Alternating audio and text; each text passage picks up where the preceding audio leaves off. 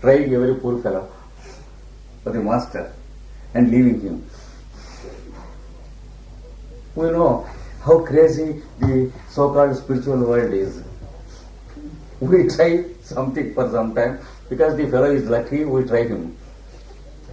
And when he goes into ill luck, we leave him. Like that. And sometimes when God is not lucky, we stop thinking about him. Because he is not lucky enough to be meditated by such a great one as myself.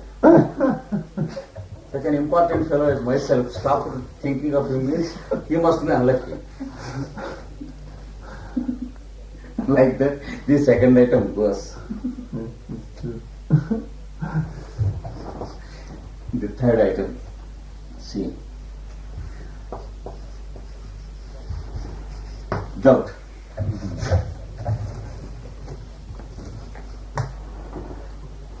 After 3 or 4 years, we begin to think, is all this true, or the imagination of a madman? Why it is not possible that Patanjali would have been mad or crazy? Or why it is not true that Christ himself was insane or hysteric? Because he led himself to crucifixion. Like that, we don't care who he is. We get a doubt about the process. We are doing all this. What is it? Something answer. What for? What benefit do you get? So, the third obstacle. They are vacuum brakes. Because they don't stop you, they make you stop. That's the doing danger.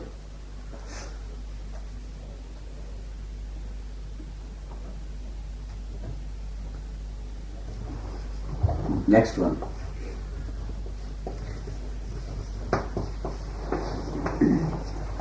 Mistake. That is committing mistakes.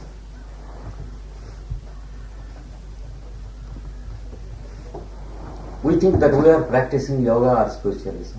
We do horrible things sometimes. We torture ourselves. Sometimes we don't eat for 10 days. We live on hot water.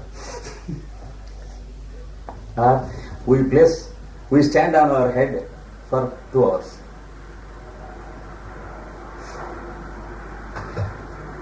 We try if we can put this leg on our shoulders and stand on one leg for 2 days or 3 days like this.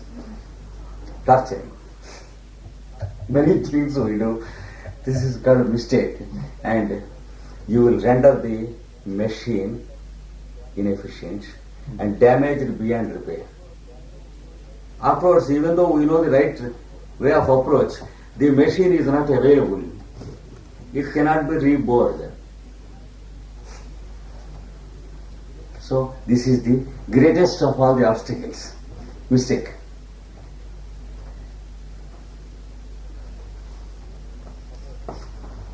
Suppose they are not there. The most powerful than all these things is lethargy.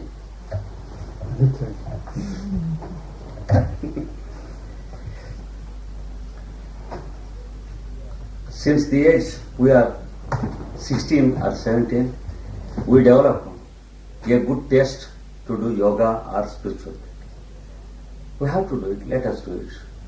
Now, after we finish our education, we'll do it. Alright. Then we are seeking our job. Now let us settle somewhere. So until we settle in the grave, we postpone the whole thing. This is what is called lethargy. And even after we start, why can't we do it from tomorrow? Like that. This is one obstacle. Lethargy. It's called alasya. That is laziness. Mentally lazy. That is lethargy. And mentally lazy. Indolent. That is also called indolence. Next is to be busy is the is another great obstacle. See, time does not permit. See how busy I am. I am trying to do it for a very long time, but I am too busy. Actually, my time doesn't permit me. That is the greatest, one of the great things. To be busy. To be active is health. To be busy is a mental disease. We should distinguish between the two. That's interesting, perhaps, to see that lethargy was more in the Orient. Ah, yes, exactly. Busy. He is in the Occident. Yes, E and F, we can take these two things as the leading features of the Orient and the Occident. This is, The Orient finds himself, tries to do it tomorrow. no, it's nirvana. No? Yes, nirvana, exactly. His foolish idea of nirvana. Here's money making. Yes. This fellow is too busy and his time doesn't permit him. That is how the two fellows deceive themselves. Next.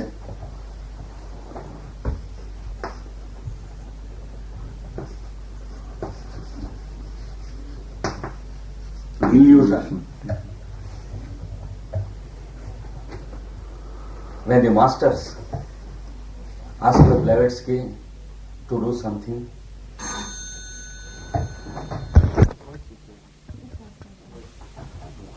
So they are all calling up To find out, to do that work you are doing. illusion is what we see in the name of spiritual practice. See, when Blavatsky was asked to do something to the world, she said, "We will start theosophy." Theosophy. That we start some organization. Then the master said, "It is your responsibility. But if you want to do, you do it." Then she had her followers. Then after some time what happened? They began to place some planchette in the house or a table or a stool and receive messages from a nonsensical unknown source which they called masters. And there are people even today say, Master Moria asked me to eat 8 apples a day because he received a message.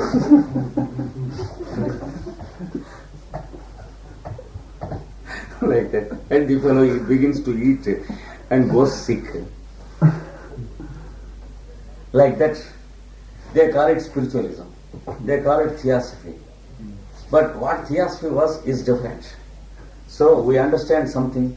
People go into spiritism and all those things. They call it spiritualism. So having misconceptions and practicing them, wasting their life and going into dangerous things. That is caused by illusion. The next thing and the last is please note down the 9th thing. Instability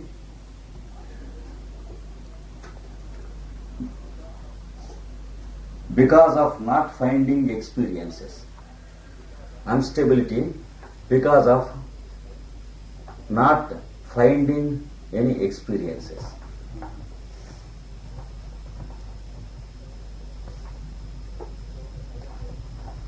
So every day the one fellow asks his colleague, "Have you any experiences this night? What is your experience?" The common sense tells us that spiritualism has no experience at all except life. But people want to fool themselves by self-stupefaction and self-mystification to find out some experiences. That is, I have gone into the highest mental plane. And I received a golden yellow light like that. People narrate to each other, I saw somebody, it must be the master or his nephew. Like that. And after some time, these shadows will stop because they lose interest. Then we have tried yoga for 5 years. We don't have any experiences. We will stop it. These are the things that are the aberrations of the mind and the senses. And the Lord is not touched by any one of these things. When you get the touch of the Lord, you are not affected by these things. This is what it says.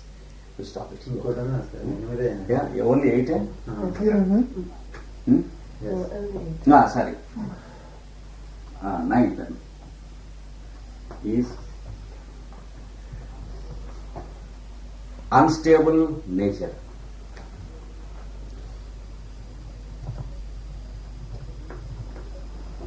That is, without any cause, a person has unstable nature, congenital.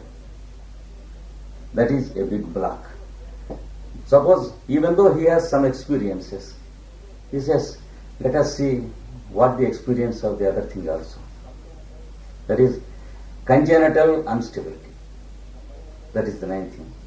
By birth, the fellow is having some hereditary trouble, that is hereditary harmonic trouble. According to homeopathy, it is due to gonorrheal poisonings in the forefathers. In the 3rd generation, it gives the unstable, crankish nature. That is called congenital instability. These are the obstacles. And you should not try to fight against them, because you begin to live in them. When you try to fight in them, you are thinking about them, therefore you will go into them. Meditate Om, try to listen to it, think of it while meditating. Half of the process is given, the latter half is there to be given tomorrow. And when you get a touch of the Lord of the senses and mind, all these things will disappear, because he is not touched. You will not be touched by these things. That is the only way of coming or overcoming obstacles. Thank you. Excuse me. Would you care to say something about the practice that you mentioned also in the book, The Yoga of Patanjali, concerning Soham? Yes, the next, okay. Actually, tomorrow's lecture includes that. Okay. Yes, but here, in this case, progress is only according to one's own understanding. But in this process, progress is not according to the understanding, but according to the higher truth of oneself. Therefore, take any one path you like and don't change the paths. That is what is given here. You can name it in any way, but trying one thing for some time and going to another thing is not desirable, because the syllabus of one teacher may be different and the other may be different. If I make a shift from one college to the other in the middle of a course, I'll have all the disadvantages. And that is generally under ordinary circumstances, that's not desirable. That is, progress does not depend upon any school of thought. It depends upon the disciple himself. Therefore, any school of thought is sufficient to give the real progress. That's the thing. Thank you.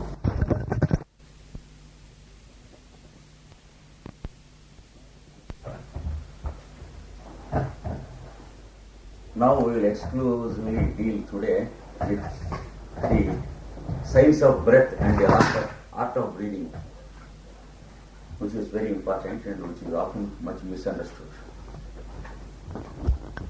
And after this lesson, also it is absolutely necessary for us to go through the passage on the heading breathing in ponder on this, because it contains all the points we elucidate now.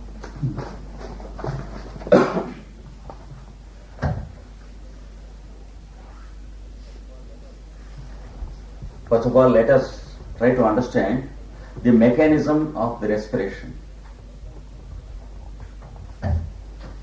it is described like this.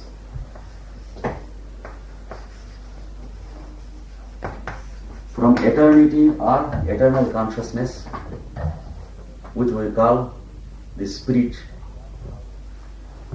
or the Lord of all Lords,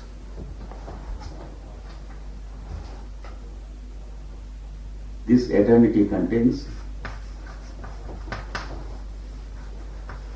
spirit and soul. Soul is also a part of it. It is double. From this comes down what we call the periodicity, which acts as a law to breathe out the creation and once again reabsorb the whole creation by breathing in. This periodicity produces the law of pulsation.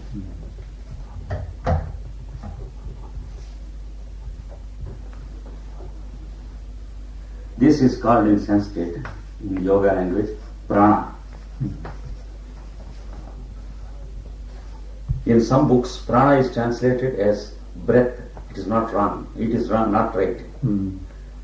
Breath is the result of prana.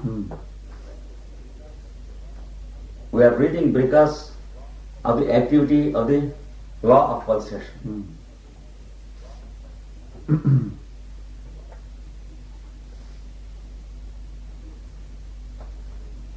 This causes the following items in us.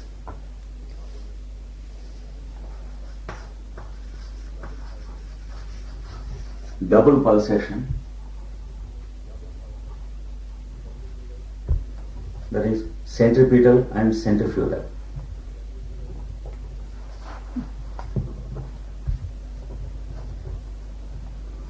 That is, one pulse is different from the second. Again the first, again the third. Like that, there is a couple in the pulsations which are different from each other and which exist together always.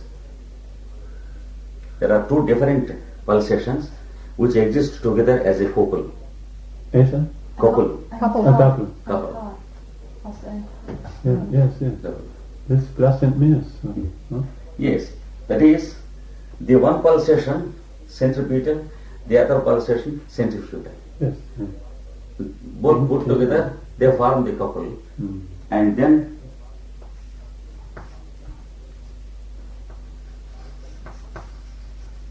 alternation of these pulsations.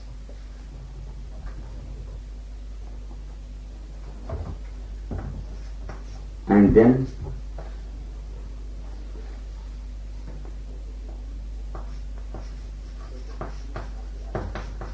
repetition of the alternation.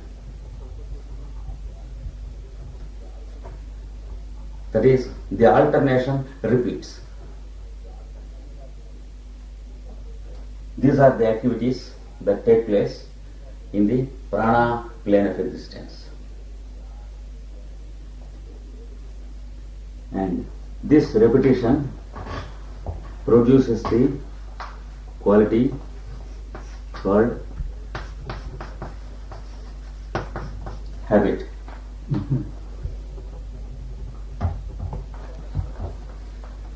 It is because of habit we are living. Because the respiration repeats because of habit. The circulation, the pulsation of the heart repeats because of habit.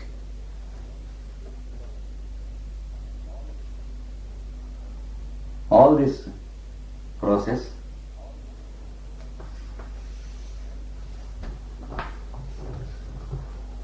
is music. That is how the test explains. Because what we discover as music and play has only these principles as the basis. You judge whether the sounds produced are musical or not by only these standards. And the center which regulates this and which externalizes the sense of music is the pineal gland. It's a point of interest. Where is this gland? In the cerebrum, in the middle, there is a cavity like, I'll show you after an anatomy book. There is something like a cavity. There is one projection that is called the pineal gland, and there is another smaller projection after some gap that is called the pituitary body. The pineal gland is the cause of music in us, and the pituitary body is the regulator of the comprehension. That's in relation with that center here, with that chakra? Yes, they are all the components, inhabitants of our Shambhala,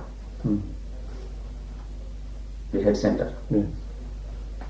So, as far as the present topic is concerned, all these put together form the music. So, these things cause respiration,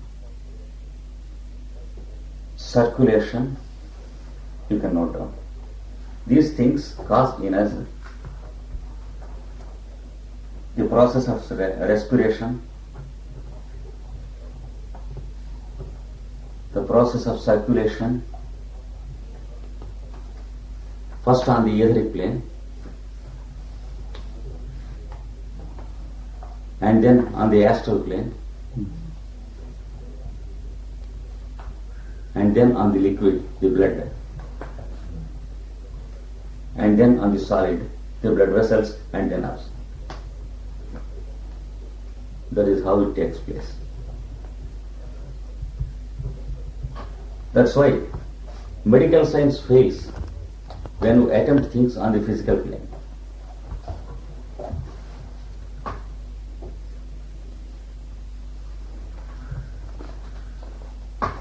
Here, in the next step, the law of polarity is made manifest.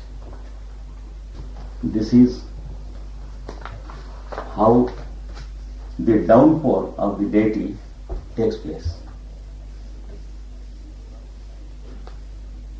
This is called the descent of the Lord into the avatar consciousness.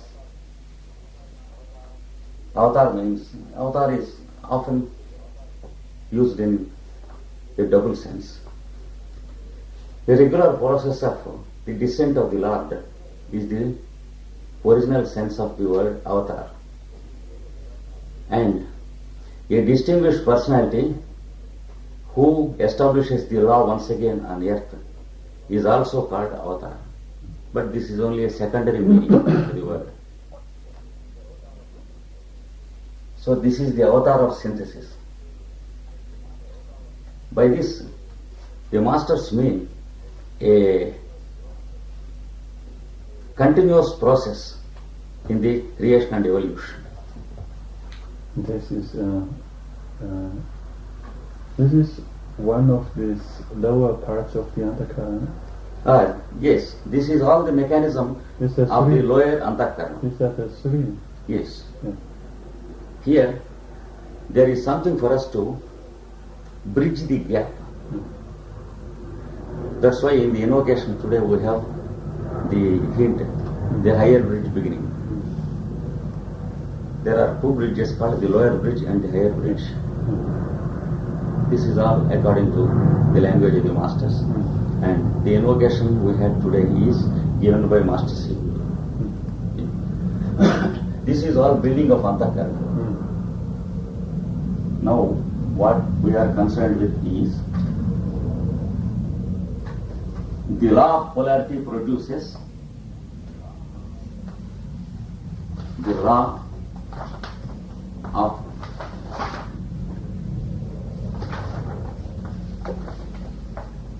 differentiation.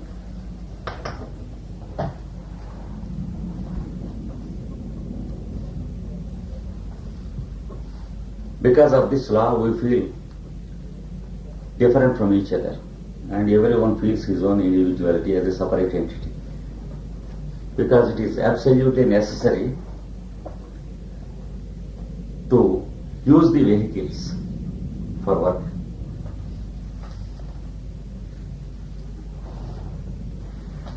And this gives to the higher mind the power of discrimination.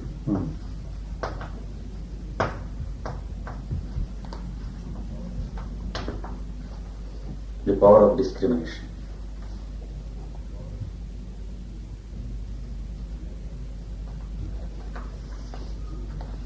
This produces two sets of activities in us.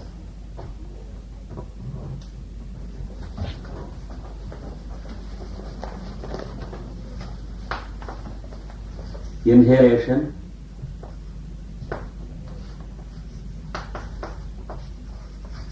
exhalation.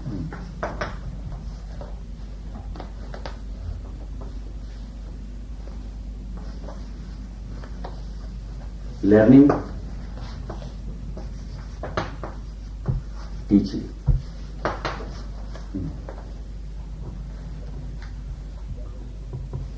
That means generally we use it as listening and speaking.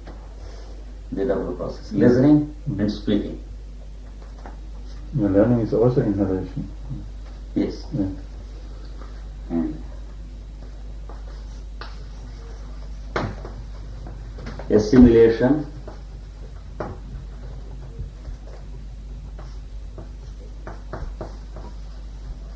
excretion.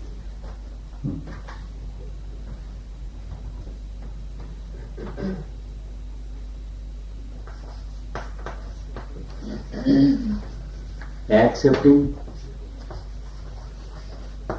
rejecting.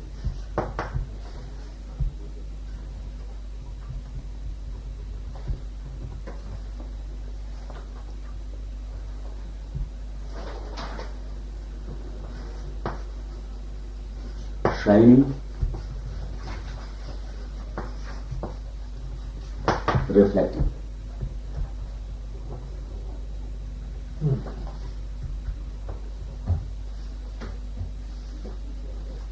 So, these two sets of activities are externalized in the next step.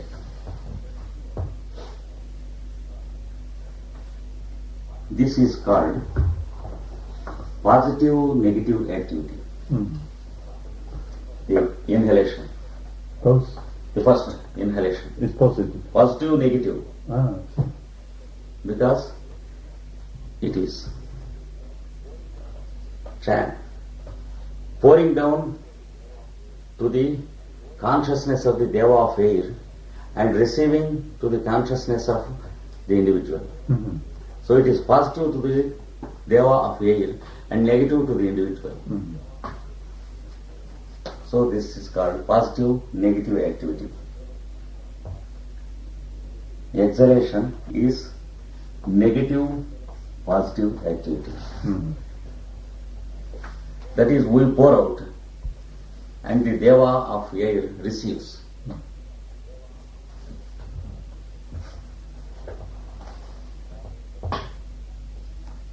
This is opposite of this. Next.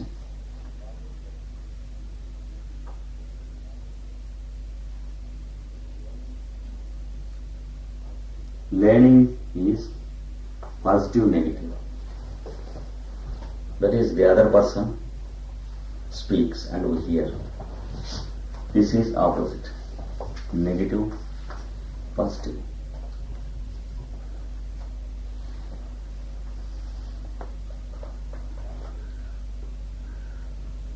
Accepting is assimilation is positive. and excretion is negative. And accepting is positive. And rejecting you is negative. Shining is transmitting positive. Reflecting is negative.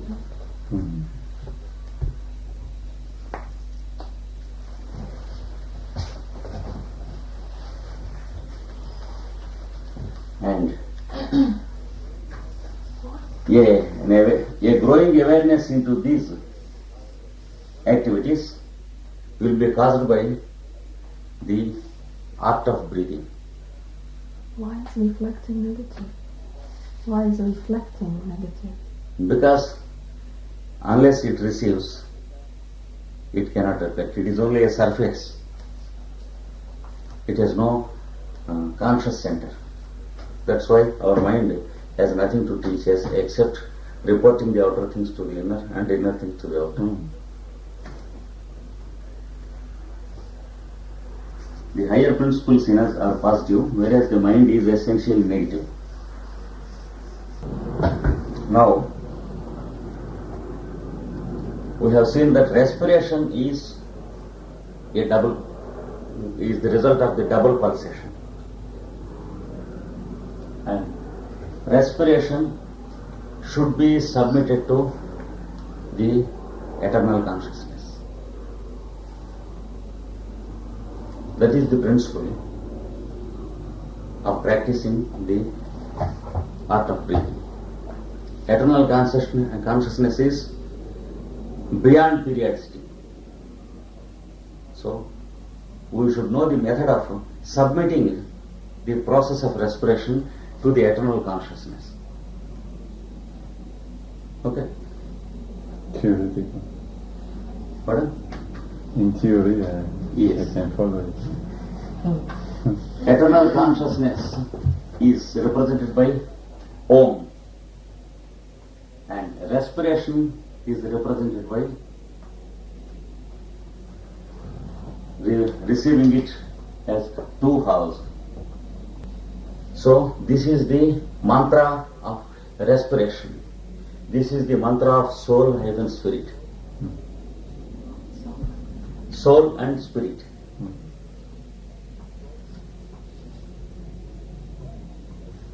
The word is divided into two here.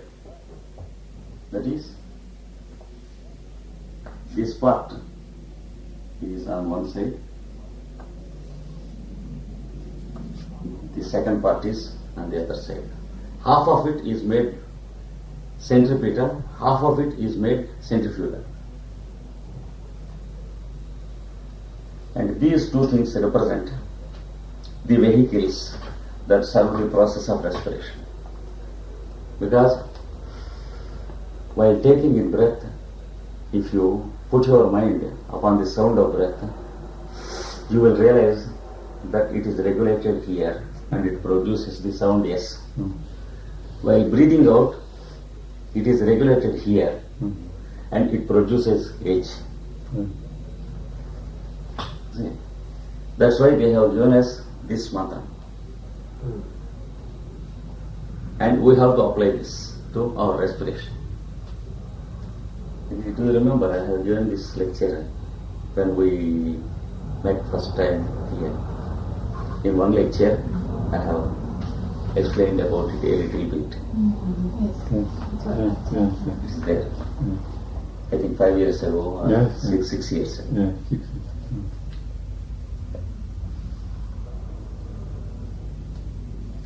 By doing so, what happens is the poise in respiration is re-established. Poise, that is equilibrium in respiration, will be re-established. We should know how to re-establish the poise in respiration. Because we lost it. It was there in our childhood. In an averagely healthy child, born to healthy parents, the respiration will be in equilibrium. That is, he breathes in according to the beat and music which is intended by nature. His respiration is natural. But the natural process of respiration or the music is disturbed whenever there is a shock or a jerk. For example, when we are angry, it is disturbed. When we are jealous, it is disturbed. When we are having fear, fright, it disturbs. Any impulse which is of an astral and emotional nature will disturb the equilibrium of the respiration. When we are anxious, it is disturbed. So, many hundreds of times in the day, we will commit these things. And every time it is being disturbed. There is the law of habit, and it establishes disturbance as a habit after some time. You see, just as it has established the respiration in us to repeat until we leave off the physical vehicle, a new habit is engrafted in us, that is the habit of disturbance. Disturbance becomes a habit. Understand?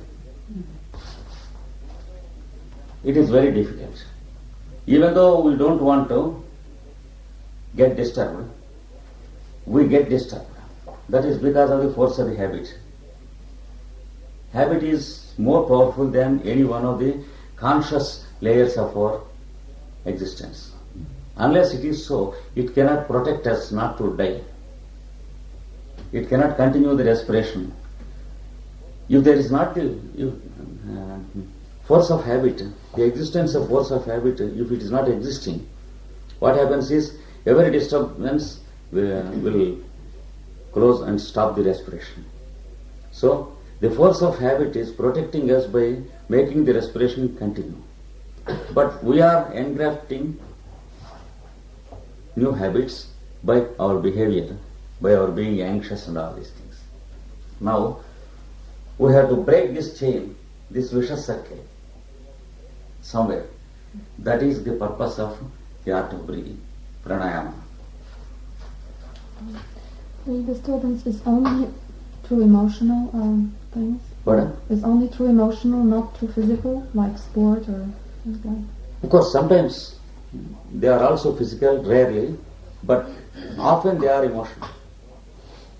The disturbance is caused often emotional, even when it is physical.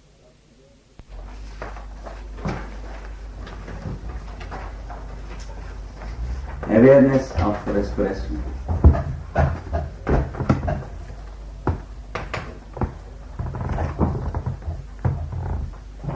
That is the first step we have to do. Yeah. That is, begin to observe your respiration for some time in the day.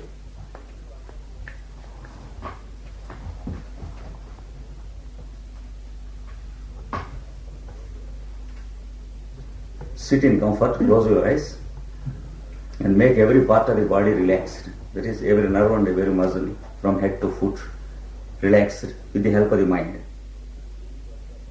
And then you begin to observe the movements that take place during each respiration. By doing so, you will grow aware of the respiration. That is, the activity of the false self that is working in the head center begins to approach the heart center. The activity will be withdrawn to the heart center.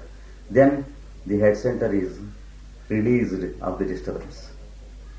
Then the Shambhala consciousness begins to act. You see? So this is the first step, imperative. Every day we should find some time to observe the movements of our respiration for some time. This is the first step.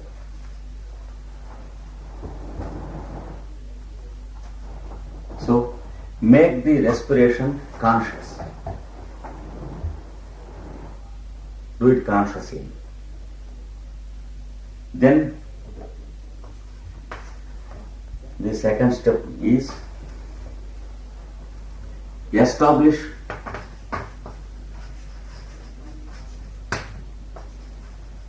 uniform respiration.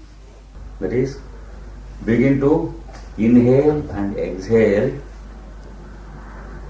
and let the process be under your supervision for some respirations. See, breathe in slow, soft and deep. So let there be a uniform speed without acceleration or retardation of the respiration. So we use three terms. Do the respiration slow, soft and deep. Soft means there should not be any sound heard by you while respiration.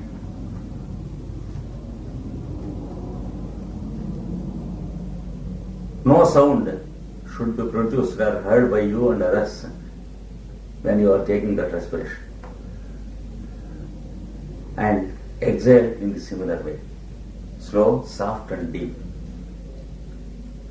And there is the trouble. In the middle, there is what is called kumbhaka, which should not at all be practiced. That is retention of breath, respiration. What some schools teach us in pranayama. So they teach that you count numbers while respiring. Suppose you count 10. You have to retain 4 into 10, 40 counting. And you have to breathe out 2 into 10, 20. And you have to keep the lungs empty 10 by 2, that is 5 counting. Then again breathe in respiration. This is what is being taught by the Hatha Yoga schools. We should be very careful about those things. Neither Patanjali nor the masters nor the author of Bhagavad Gita will be held responsible for the injuries we receive to the mechanism if we practice any other thing except what is given by them. Isn't there a pause between the aspiration and the exhaling? No pause. But a very slight, no? If you feel like having a pause, have that pause only as long as you feel like having it. That is the next step. Yeah, I mean naturally speaking. Yes. Now we are coming to that step. Slower movements can be done and retaining also can be done only when you feel like doing it. After some time you will be able to do it. It is necessary, but your process knows more than yourself. Because it is making you live, it is wiser than yourself. Let it be the deciding factor, not yourself.